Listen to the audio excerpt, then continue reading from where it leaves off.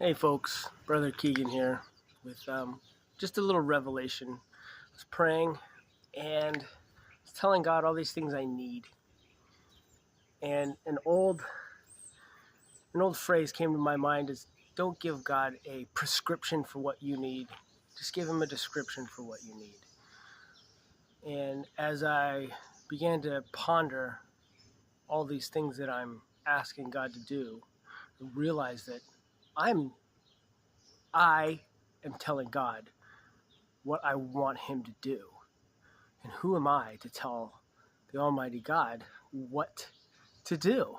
Even if it's just asking him, um, I've become, we've become, because I learned from other pastors growing up and priests and friends uh, that God's my Father, and I just come to him for anything I need, which is sort of true, but at the same time, we lose the idea that although God is our Father, the most important part of that is that he's still our God. He's still our King. And we ought to come with him with that reverence. And so what I mean by giving God a description is start with, instead of starting with who, what, when, and where we need God to do things, start with the why. And by the why, I also mean in total submission to him.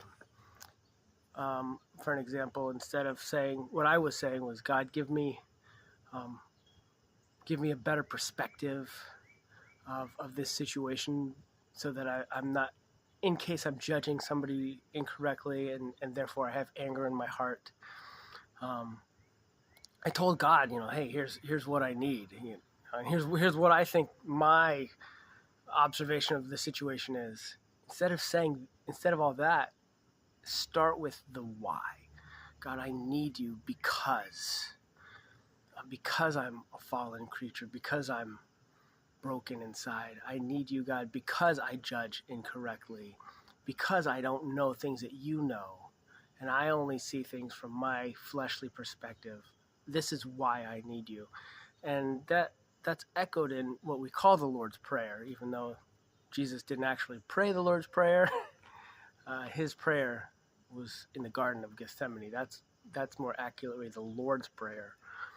But when he taught us to pray, before the things that we want God to do, it was submission. He taught us to recognize that God is the King of the universe, to recognize that it's his will. And so instead of asking God, hey God, this is what I need, start with, God, this is why I need you. And when you do that and you confess, you confess your sin, confess that you're not making the mark, that you are not making the mark in all of these areas, he begins to fix. It's like my children saying, Dad, I want a snack, I want a snack, I want a snack. I'm hungry, I'm hungry, I'm hungry. But I'm already cooking dinner. Or we already got food in the pantry, like it's ready to go. That's how God is with us. He already knows what we need. He's already prepared for it. It's waiting for his time, but he's also just not going to give you something easy. Nothing God ever had anyone do was, I wouldn't say nothing, but most of the time it wasn't just easy.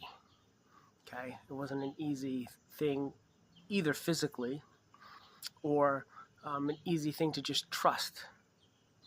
Okay, when I say easy, I don't mean physically easy. I mean an easy thing to trust. Like, hey, I'm going to lead you through the Red Sea. And people are like, are you sure about that? See, it was hard. It might have been hard for them to trust. Or I'm going to give you Canaan. And they had to just trust. But that was a hard thing to do. So God's already got everything planned out. He's already got the food in the pantry, ready to give it to you. He's probably already making the meal. And here we are saying, God, I need a snack, I need a snack, I need a snack. So tell God, start your prayers with why. And sometimes you can just leave it there. Okay? We are prone to fall into a trap of if God doesn't do it the way I want him to do it, then maybe he's not God. Or it can lead you to doubt God. So tell him the whys. You can tell him the need without telling him how you want him to fulfill your need. And remember, he's your Father, and he loves you. But even more so, he's your God. Come to him with fear and reverence. That's why you must come boldly to the throne. Okay? Not glibly, boldly. Because he is God. And you ought to have feared him before he can become your Father.